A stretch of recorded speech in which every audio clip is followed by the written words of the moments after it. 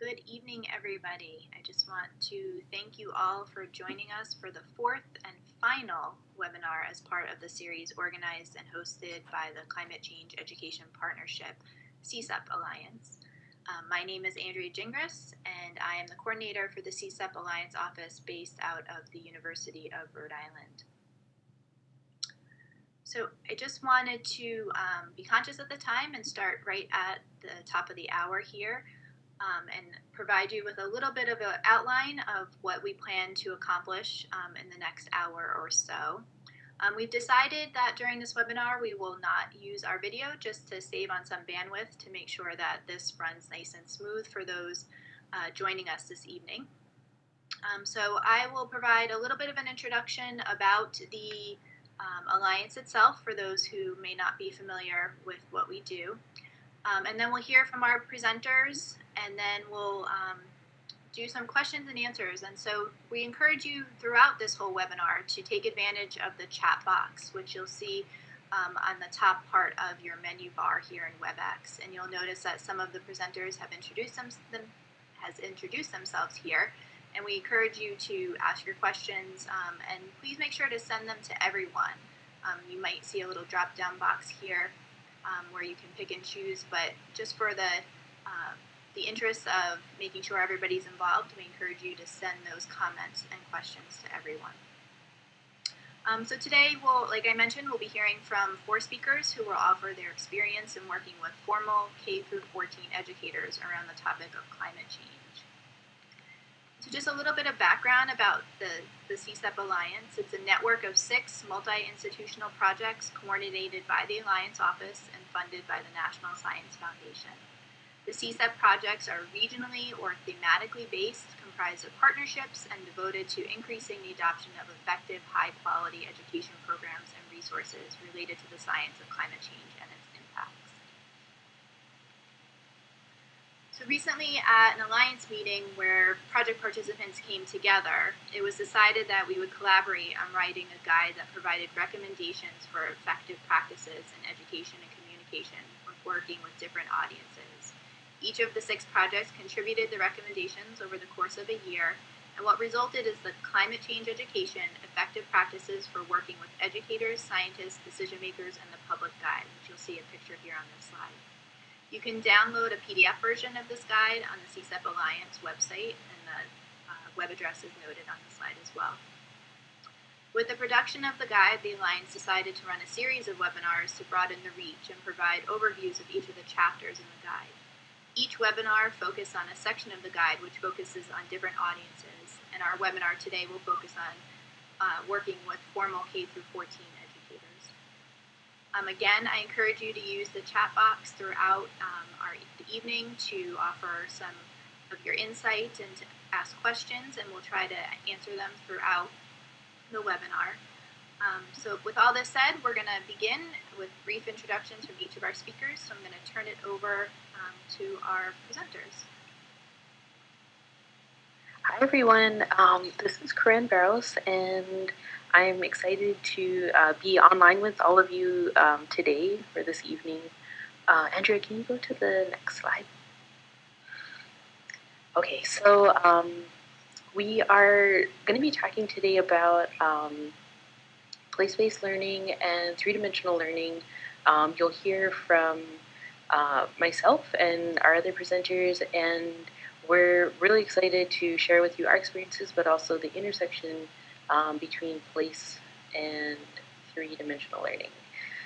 So my name is Corrin Barros.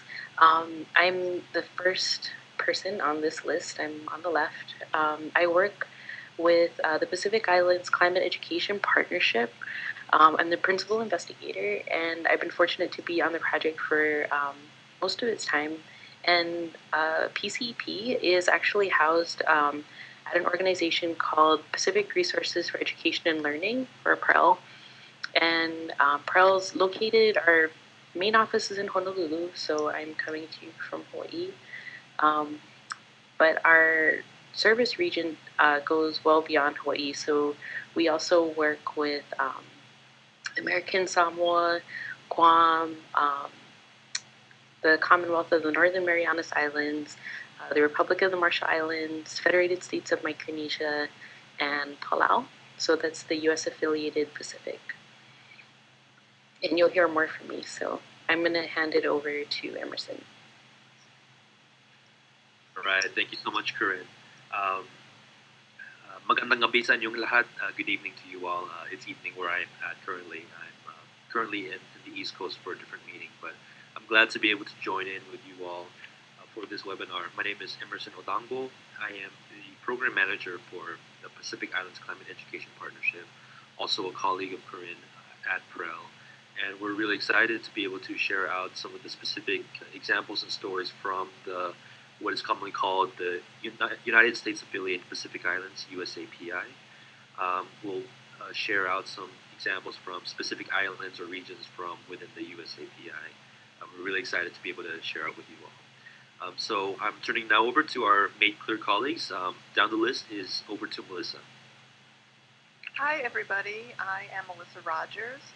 I am the Education Coordinator for Made Clear, which is the Maryland-Delaware Climate Change Education Assessment and Research Project.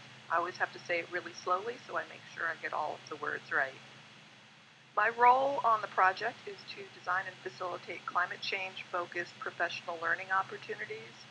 And the audience for those are both educators who are in the classroom and then also educators who are in non-formal education settings. And a little bit later on in the evening, I will be telling you about, giving you one specific example on how we feel we have integrated three-dimensional learning into our professional learning opportunities. But for right now, I am going to turn it over to Pat so that she can introduce herself. Hi everyone, this is Pat Harcourt, and I'm really pleased to be working with Melissa, Emerson, and Corrin this evening. We do hope that you'll participate in the discussions because as teachers you know that responsive class is much more fun to work with than one where no one is joining in. So please join in and be sure to use the chat box and drop down menus that it's everyone so you can all see and share your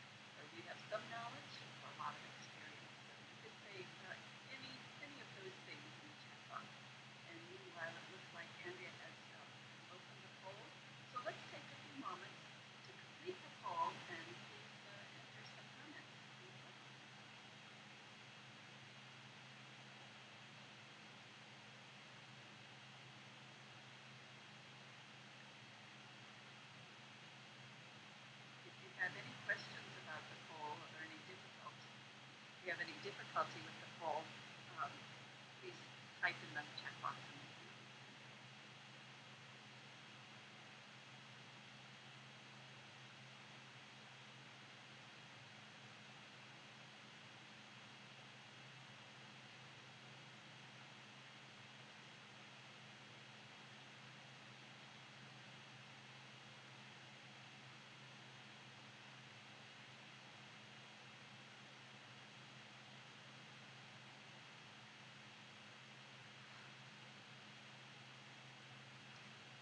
We've got a couple of entries. Don't be shy. We'd love you to participate.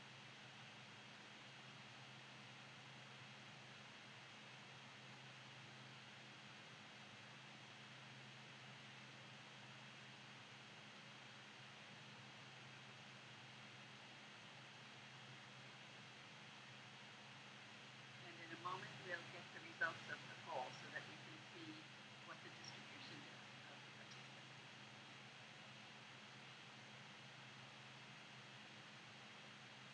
Okay, it looks like the poll is wrapping up, so we'll take a moment to get that information sent to our screen.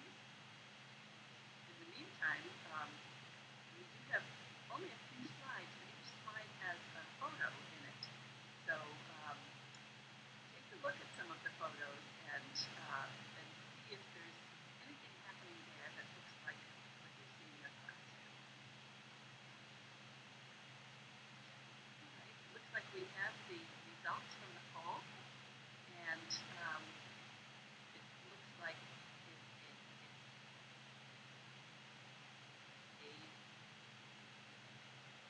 broad distribution here. We have someone from elementary school, middle school, high school, post-secondary, a couple from informal, and secondary.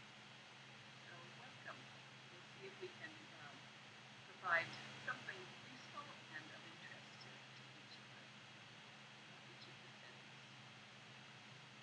So next slide, please, Anita.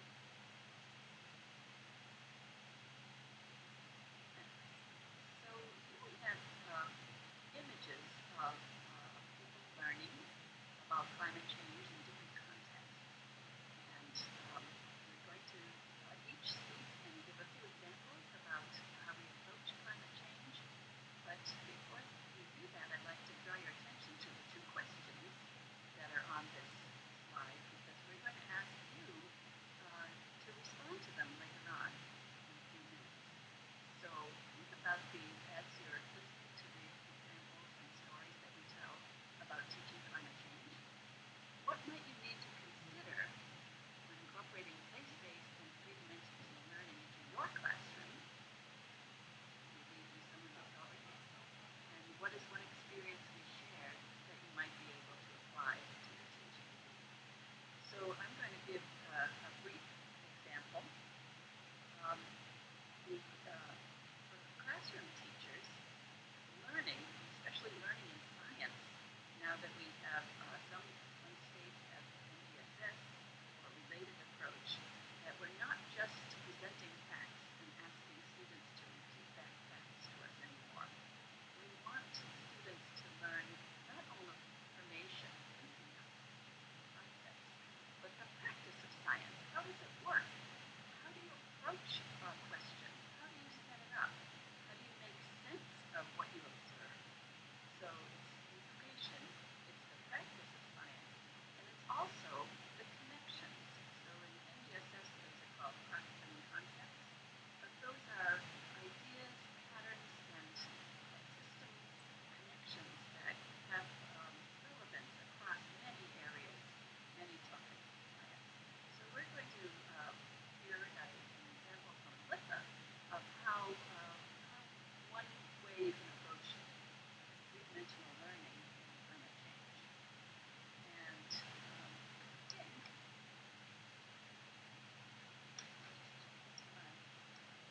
I think I'm going to go right ahead and hand the mic over to Melissa. And Andrea, if you could go ahead and change to the next slide, that would be great.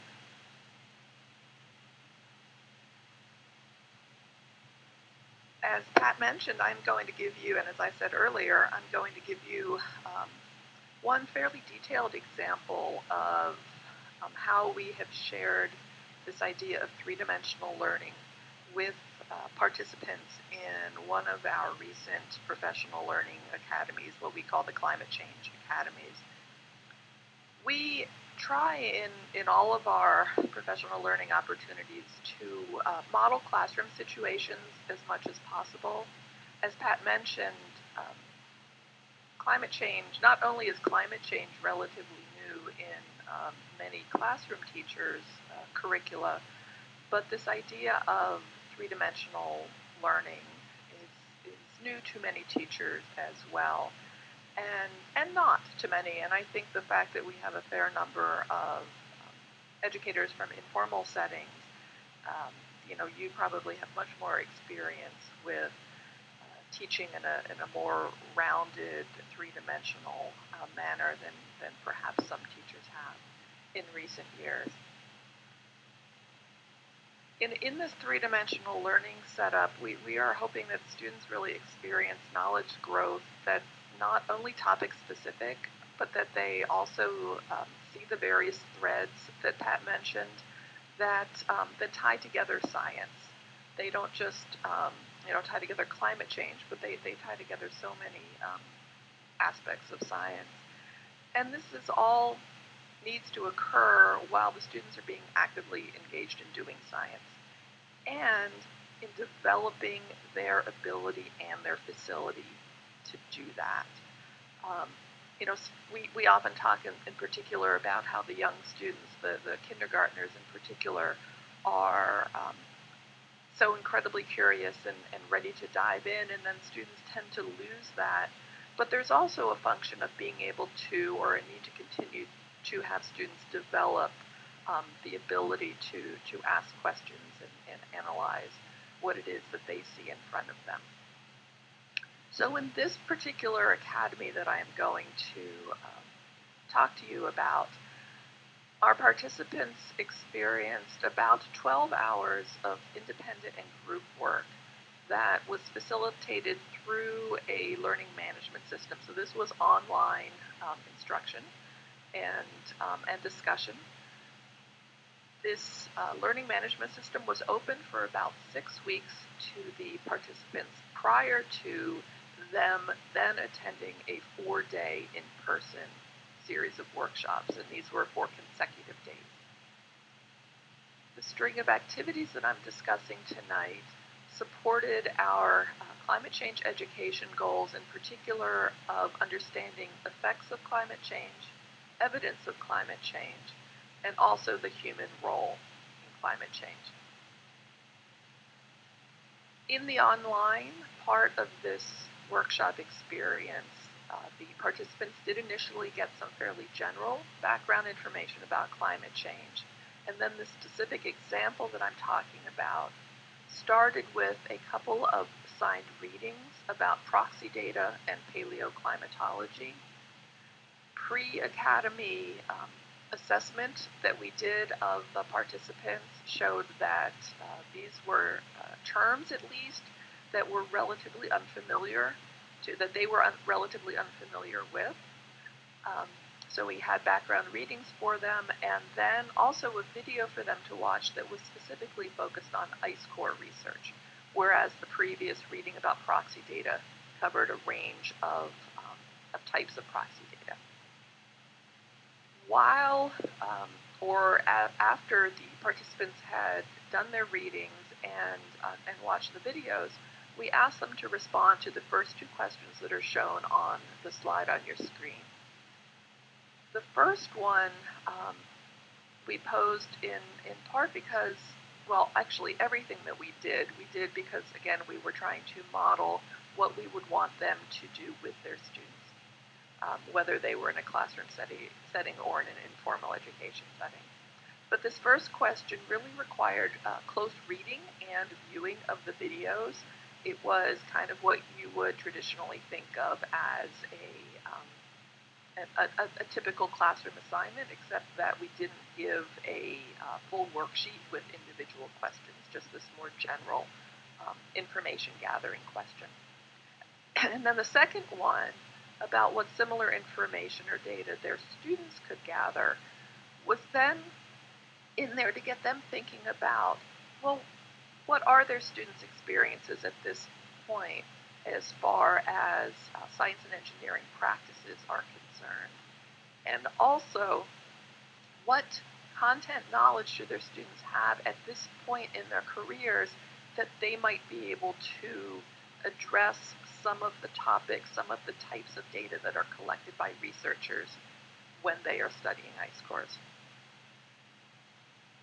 We had the participants submit their answers to these two questions to the facilitator of the online part of the course, and we took those answers and we compiled them into posters that we then had available for use during the in-person session.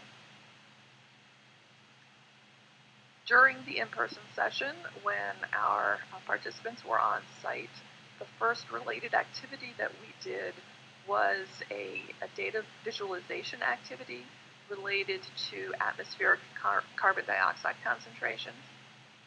And I'm not going to go into detail about that right now. The second activity was a hands-on ice core activity. And this is the prompt that we gave them. You are being provided with a model of an ice core. Like an actual ice core, a lot of effort went into getting this to you. It is the only one you get to work with that represents the particular historical time frame during which the ice accumulated. You have an hour and a half to create and execute a plan to learn everything you can about the environment when the ice accumulated. They got into their groups, we gave them ice cores, and they got to work. And in the center of this group of people that you see pictured on the slide, you may be able to see, I hope, that there is a model ice core in a basin, and two of the participants are pointing at it and coming up with their plan of how they are going to analyze this ice core, figure out what they can learn about it. The participants took a variety of measurements, they drew diagrams, they cut apart the cores, whatever they could think of, and the lab where we were could support. Then, rather than discussing their results like you would expect to do in a classroom if you were working with students, we actually spent about an hour later that afternoon discussing the two questions that were posed on the bottom of the slide on your screen.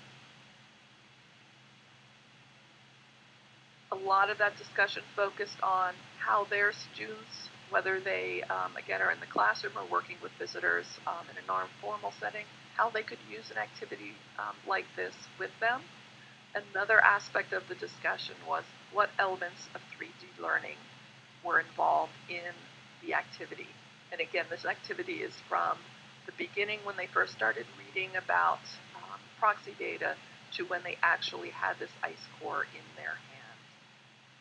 So I am actually hitting the end of my time, but as we transition on to Corrin, I would like you to think about this final question on the screen. What elements of three-dimensional learning were involved in this particular activity? And please feel free to add your thoughts about that in the chat room. I'm going to turn things over to Corrin, and Andrea, if you could switch to the next slide, that would be great. All right, thanks, Melissa. Okay, so I'm really excited to be able to share this with you. So this is from the Pacific Islands Climate Education Partnership, or PCEP. We're going to be speaking more generally than Made Clear, and we'll get down to a specific example. But what we wanted to share with you is actually an approach that for our project has really been impactful, an approach to working with teachers that has really made a difference for our staff, but as well as for the teachers that we work with. And we're starting to see that it's making a difference with the kids that our teachers get to work with as well. And before I get too deep, I just wanted to say hi to, we have a couple of our staff members that are actually here. Evelyn and Juanita are on the list, and I think that Evelyn has with her a couple of teachers, Asena and Billy, that have been working with us a lot. So Evelyn is in Majuro in the Marshall Islands, and Juanita is in Pohnpei in Epicenter. So hi guys, thanks for joining. So hopefully this sounds good to you as well. But I did want to share, okay, so with our approach to teacher professional learning has really taken on a lot of elements of place-based education. So there's a significant amount of research and literature on PBE.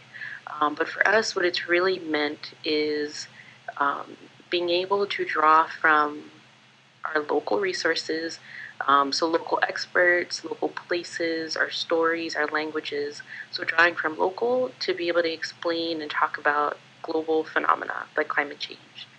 And what's really, I guess, fortunate about the communities that we work with here in Hawaii and in other places in the Pacific is that there's definitely a recognition that climate change is happening. There's not often debate on that level, but there are a lot of questions about why it's happening, what are the impacts, and even what are some things that are happening in our environment that are not necessarily caused by climate change, but are different. So for us, it's in our work with teachers over the last 6 or 7 years, it's this emergence of place-based learning, place-based teaching and learning has really been an impactful way of explaining this global phenomena that's happening and really impacting our communities on a very specific and local level. So Emerson and I are going to go back and forth, but we wanted to share with you just kind of generally how we have been approaching this, and it's shaped like a list here. There's 4 items, but actually the later 3 are points. But when we draw it out, and often when we explain it, it's more a cycle. So it's more circular. So going from building on prior knowledge out to checking for understanding and back again. But so the first step that we do model and we want to encourage our teachers to do with their kids in our PD courses is we build from prior knowledge, we build on prior knowledge. So we do oftentimes introduce kind of classic, if you're a classroom teacher, kind of typical ways of kind of surveying background knowledge, but also allowing students and our participants to bring in their background knowledge. So sometimes we'll do KWL charts, we'll do concept mapping, but what is really oftentimes sparks some really interesting conversations and just getting people to starting to think about their environment, starting to think about the changes that they're observing is stories and place names. So asking teachers or inviting experts to share stories about the place where we're actually holding our workshop, or letting teachers talk about the place names of places that are familiar to them, that are special to them. It has been a really exciting way to bring in the background knowledge that they already have and gives us a place to start. And oftentimes they find too that their kids can tell some of these stories. They already know some of these place names. So it gives a good foundation for us to begin. I'm going to hand it over to Emerson and let him continue down our cycle. All right, thank you so much, Corrin. In the next part of the cycle, after having been able to create a foundation of prior experiences and knowledge, it's the opportunities to be able to introduce new learning, and it can appear in a variety of media or modes. One that is probably familiar to all of us, being able to bring in certain kinds of resources, especially those that are created for the intended purpose of being able to look at climate change in more in-depth or in other ways that probably not have been addressed in other kinds of previous textbooks or previous resources that have been in the classroom. One thing in PCEP that we've been able to do is to take that approach of creating resources that either haven't been available widely within the region, the Pacific region where we work, or taking a different perspective that other kinds of resources may have done in the past, but to really change it or modify it in a way that addresses the place-based needs. I'll use textbooks as one example where we can, of course, draw upon new learning through existing textbooks, and perhaps this might resonate with some of you, or it could be a context that you can imagine where in the place like the Pacific, in a lot of textbook contexts, these textbooks are coming from U.S. publishers where literally the contents or the context, the contextualizations of the content are in a very U.S.-centered perspective, whereas you can imagine that students and teachers would be more receptive and more engaged when they see themselves within their texts. So in PCEP, we've been able to create materials such as a textbook series looking at different types of environments and looking at the effects of climate change on those environments. Things such as mangroves or the difference between low coral atolls and high volcanic islands. Being able to bring in those elements as part of the introducing new learning process has been a really fruitful approach in our project. We always acknowledge that, and again, going back to the place as a source of information, it's important to have teachers to model for them or to discuss with them how place in of itself can be brought into the classroom, almost as if it were a metaphorical text in of itself.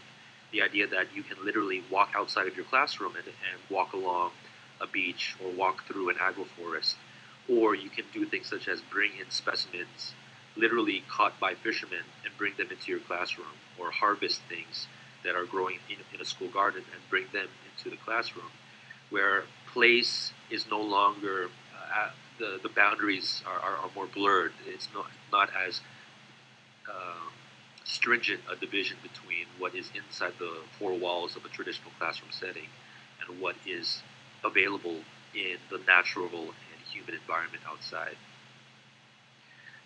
And the idea of bringing in experts is always important because we acknowledge that place is not just defined by the natural or built environment around us.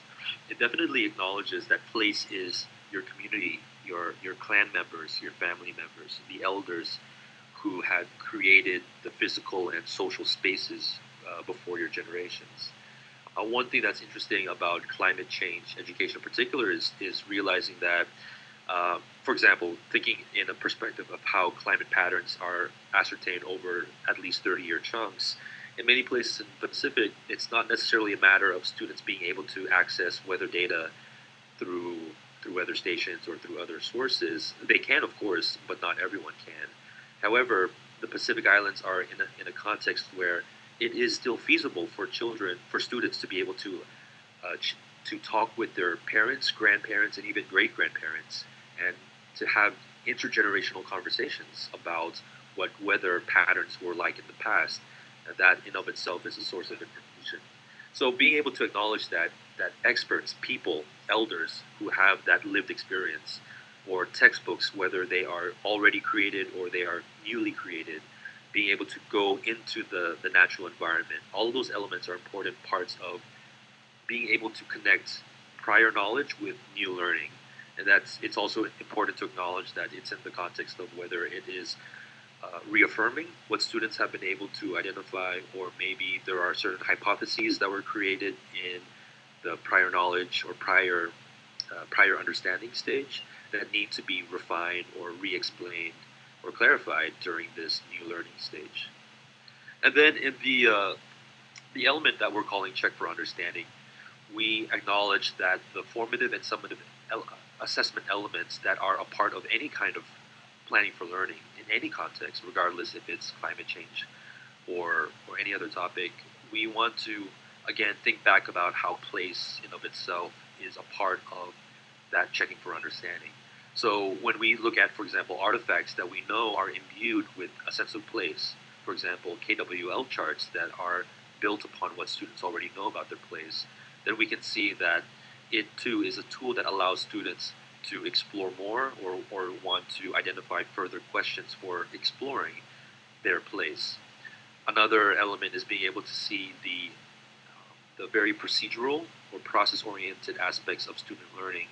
We know that in in many contexts, the being able to understand plays, it's not necessarily just content knowledge that is being absorbed or memorized. It's a lot about processes, protocols, definitely the spiritual, cultural, social protocols about being in a place, interacting with its place, harvesting, preparing the harvest for chiefs or high titled individuals. All those elements come into the ongoing understanding for students of knowing how they are interacting with their place and how their place in of itself, their village, their communities, is in a way creating its own assessment of itself, an assessment of how bountiful the crop is or how good a fishing catch might be.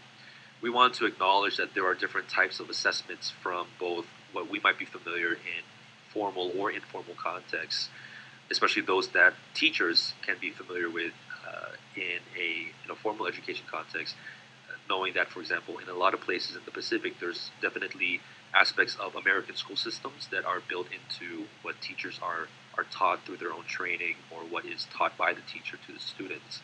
But PCEP has provided us an opportunity for us to realize and help teachers themselves realize that there are other kinds of assessments that need to be brought into consideration when place is a core foundation of the learning. And that is absolutely an area of growth that we've been seeing over time in working with our staff and our colleagues in the place in the Pacific. I'd like to, again, as Corrin said, that this is a sort of a cyclic perspective, that with this identification of what the needs are of students, how checking for understanding then allows us as educators to be able to verify or reshape our goals, and that in of itself is, again, going back to probably the more familiar idea of the planning for learning cycle, that being able to see that always happen with a sense that place is at the foundation of why these types of strategies or new ideas are being taken.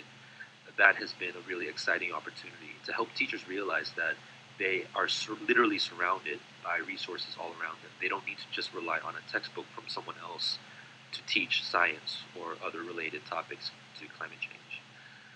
Andrea, if you could move on to the next slide, I want to make sure that we're keeping to our time here. And I'm going to just provide a segue to the slide, and I'll set this up for Corrin to share out a very specific example. These are the questions that we had given you in an earlier slide. I think Pat had mentioned that we had these questions in mind. We wanted to be able to think about these with you all interactively as participants. So the overarching question that we have is, what does three-dimensional learning look like from the perspective of place? We want to see how there is overlap between these two ideas of curriculum and learning design. And we want to think about, we sort of unpack this overarching question in the following ways. The first sub-question is, what might you need to consider when incorporating place and 3D learning into your classrooms? Another way of thinking about this is, what are the actual challenges that you would see in your learning context, and how do we address those challenges? Another sub-question is, what is one experience that we had shared from us, the Made Clear and PCEP presenters, that you think would be applicable in your own teaching?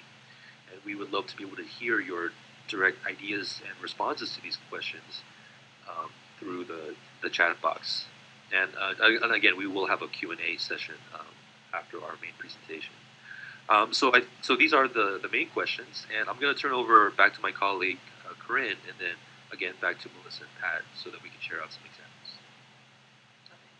Thanks, Emerson. So you were warned, so hopefully you had a chance to be thinking about these questions. And while you're thinking, I wanted to share something a little bit more specific about the work that we do. So this getting to think about this intersection between place and three-dimensional learning has been pretty exciting for us as presenters. And so one of the examples that I was thinking about, what first came to mind is how 3D learning has really influenced our work through PCEP from pretty early on. And one of the ways that it has influenced us at a very high level is through our standards revision. So our part of our work has been to work with the ministries and departments of education in our service region to reinforce the ideas that help build an understanding about climate science and climate adaptations and potential mitigation actions. And so in doing that, core ideas and cross-cutting concepts were emphasized and reinforced through those revisions. But definitely one of the things that has really changed for us, and I think in the way that we encourage our teachers to approach teaching and learning, is through how practices are infused in our workshops, but also in the lessons that our teachers end up producing. In one very specific example, there was actually a picture of it back when you saw these questions earlier. We've really enjoyed doing this lesson around island formation, and it's been an opportunity to talk about geology, so bringing in that core idea of geology and exploring how to make sense of the phenomena of island formation, going from a volcano to an atoll. And in our workshops, and what we encourage our teachers to do is really starting with the discussion about the types of islands and the types of atolls that are found in Micronesia. We talk to each other, we look at pictures. Kids, if they don't know, they can go out and ask. But from that discussion, from talking about the types of islands, not just islands in general, but types of islands in our places, we create models of those islands. We often pair this activity with a field trip to the beach, so teachers can go out and collect resources and create their models. We do a demonstration of how you get from a volcano to an atoll, a physical demonstration, and that leads into a discussion where we are generating questions about what sort of other phenomena, what sort of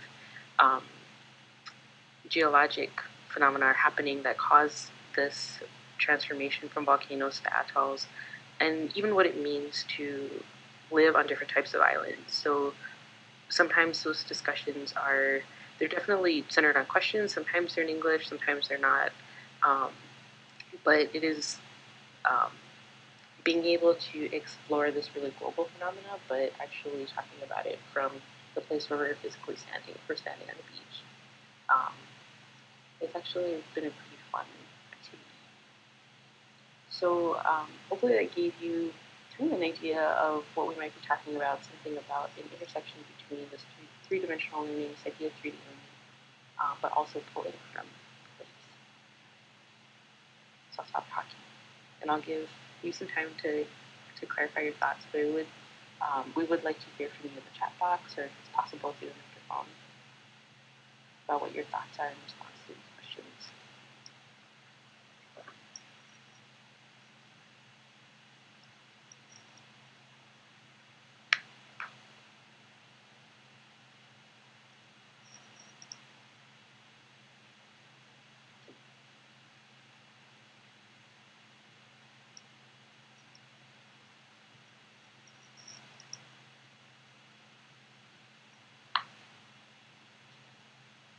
While we're waiting, if you don't mind, I can Oh yeah, please. share. You've actually inspired me.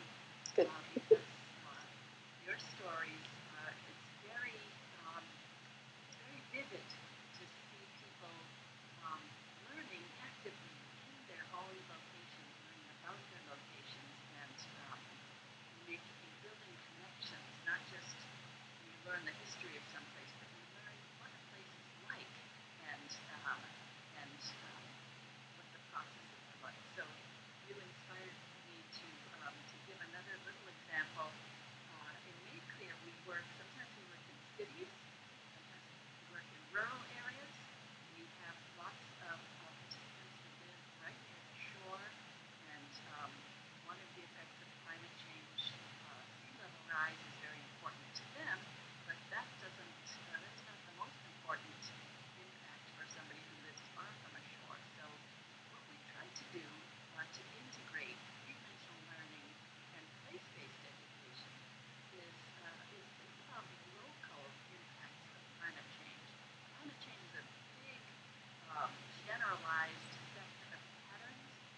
the impacts are local, so it helps the students make sense of the process when the student can think, okay, what's happening in my location that's related to climate change? So, for example, one of the impacts of climate change is more intensity in rain and storm events. So that could mean that there might be more erosion happening around a schoolyard. So students can go out and make directed observations looking for areas of erosion and then seeing if they can find patterns. What kinds of places are especially eroded? Does it have to do with the slope? Does it have to do with the ground cover? And then moving on to how might that problem be addressed? That's another part of science and engineering practices where students can design a solution and with luck over time they might be able to implement it. Maybe planting some ground cover will help to reduce erosion. And then teaching the community, either the school or their local community, about what's happening can help encourage everybody in the community to work to reduce carbon dioxide emissions. So it's nice to start with local, connect the local place, locally relevant events, and then connect it to the big picture of climate change. So I appreciate your inspirational doorway to that.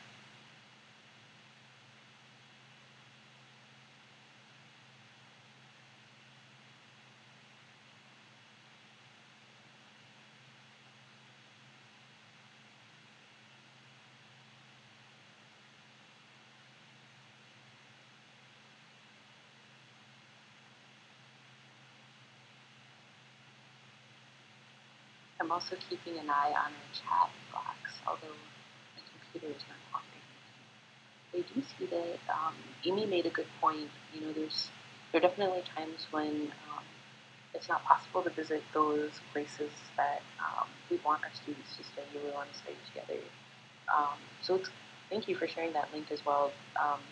So being able to go online really is valuable, and it's something that 25 years ago people weren't able to do, but now we can virtually visit places and even bring in, if it's possible, to bring in experts into the classroom so kids can go visit places virtually. But being able to talk to somebody either in person or maybe online as well would be really an exciting way to engage in something, in a global phenomena, but maybe bring it closer to home.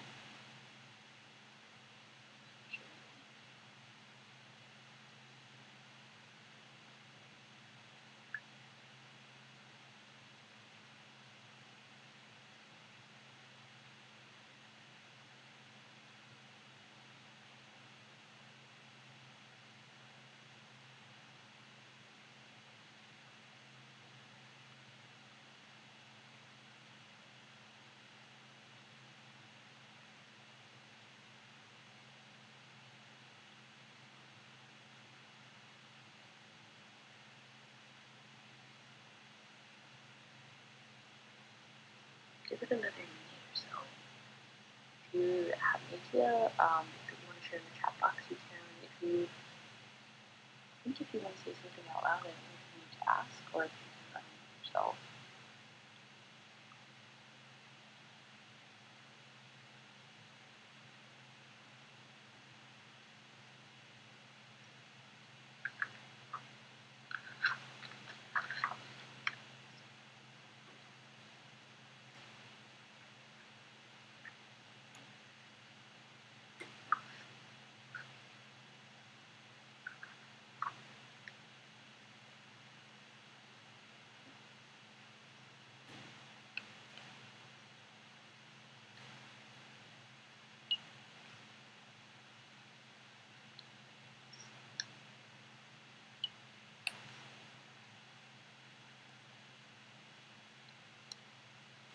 Oh, we're a quiet group this evening.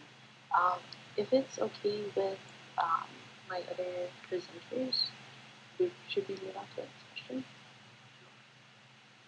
Unless there's something else that Pat and Sarah, Emerson, you wanted to add as well? No, I think we could move on. All right. Andrew, can you move to the next slide? Okay. So this is a question that we just wanted to add to give you something to think about and additional things to think about. When in our conversation with between the people that were presenting today, we were really focused on STEM learning. That tends to be where discussions around climate change happen. But we kind of had a different spin-off at some point of our conversation, and we had this question. So what does 3D and place-based learning look like in other domains or subject areas? So if you were also an English teacher, or if you were teaching history or social studies or mathematics even, would these ideas of pulling from place to explain global ideas, or the dimensions, the three-dimensional learning ideas of practices, cross-cutting concepts, disciplinary core ideas, how would that look if you were maybe not teaching science, but you're teaching English or history or something else? And you can share your ideas in the chat box if you have initial ideas.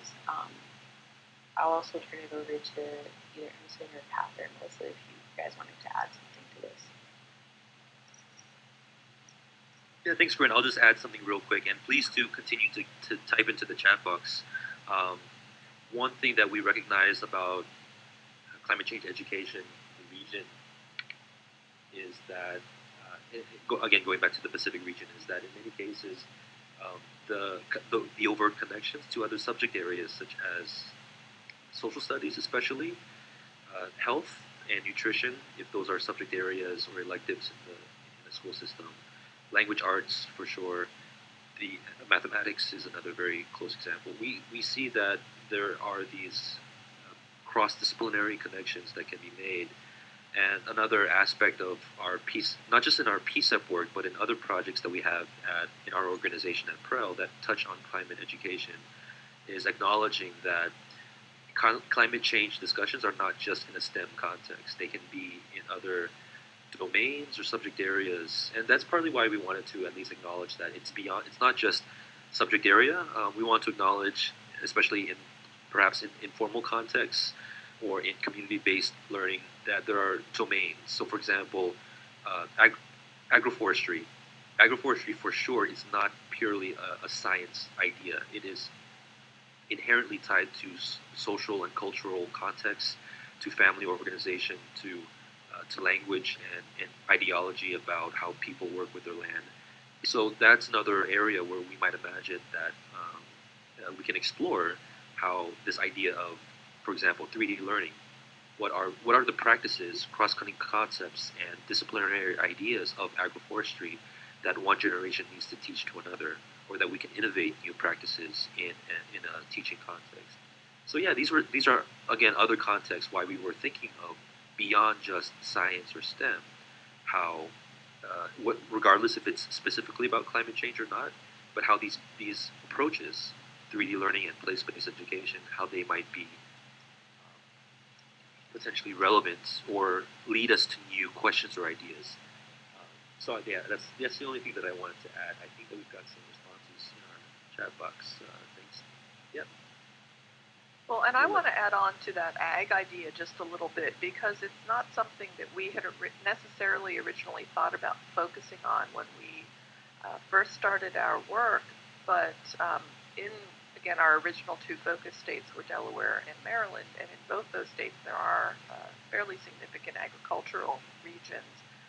And I just want to tell a quick story about one of our high school teachers who participated in last summer's academy. She's a high school chemistry and is teaching a newly designed Earth, I think it's called Physics of Earth Systems course this year. But in addition to that, and she works in a very highly agricultural area, plus her family are cow farmers. And she was very, very hesitant going into the whole, how do I bring climate change to kind of, in her mind, to these people, because they're going to be so resistant. And she actually has found that by going into it again with this honoring the backgrounds and understandings of the families in the area, she's actually been able to, she feels, be quite successful in her teaching.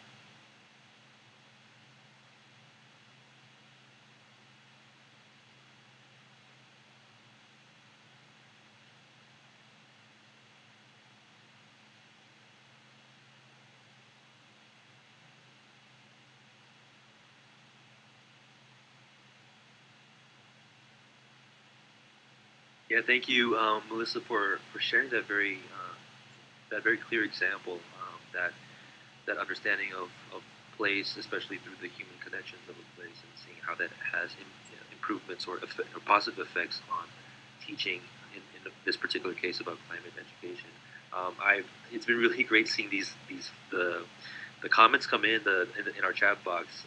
Amy, in particular, thank you for sharing this aspect here about how I'm sure we can all, especially if we're classroom teachers, we can appreciate these contexts of how we integrate different subject areas or content areas into any given classroom that we have, to tie into, especially into what Joy and Kanita, just wanted to give another quick shout out. We have two other PCEP colleagues currently joining us from the Kosrae office in Micronesia.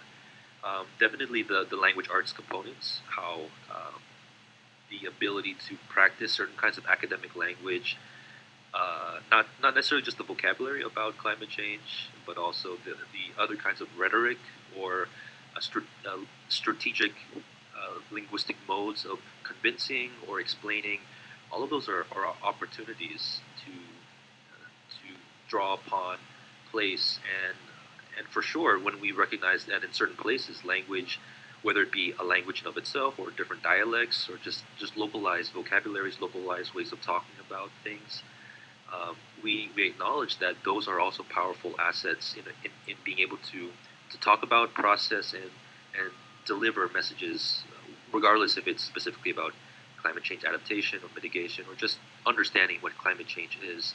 In the Pacific region, we are absolutely, it's always exciting to be able to draw upon literally with our colleagues, with our teachers, with students, when they can access things such as proverbs, chants, stories, old stories of their distant past or recent stories of their current experiences with climate change impacts.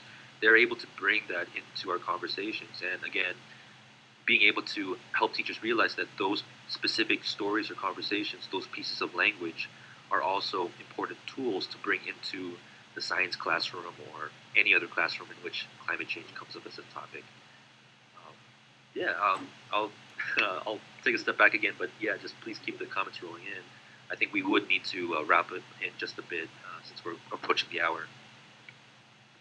Yeah, I do want to add, I'm reading through Amy and Joy Kanita's exchange, and I really like this idea of a panel, and definitely I am familiar with the storytelling suggestions that Joy Kanita brought up, and I think what's really interesting. This made me kind of excited because I like the idea of being able to bring in the idea of questioning that we really focus on in STEM learning, but bringing that into history and social studies, where I think we don't often get to question why things happened, or I mean, there's definitely like lessons learned and stuff, but I don't think we often, especially when we're younger, ever really get to question the events of history. So being able to kind of bring in that idea of questioning in from a language development perspective, the act of actually creating questions about history could be really exciting. Okay, I think yes, we're on the hour. So we do have one more slide. So Andrea, we just wanted to leave you, if it's okay with the rest of my colleagues, if it's yeah. So if it's okay, we'll just leave you with some resources. So We have a few things that have been really inspiring for us in our work with teachers, and we'll leave it here for you.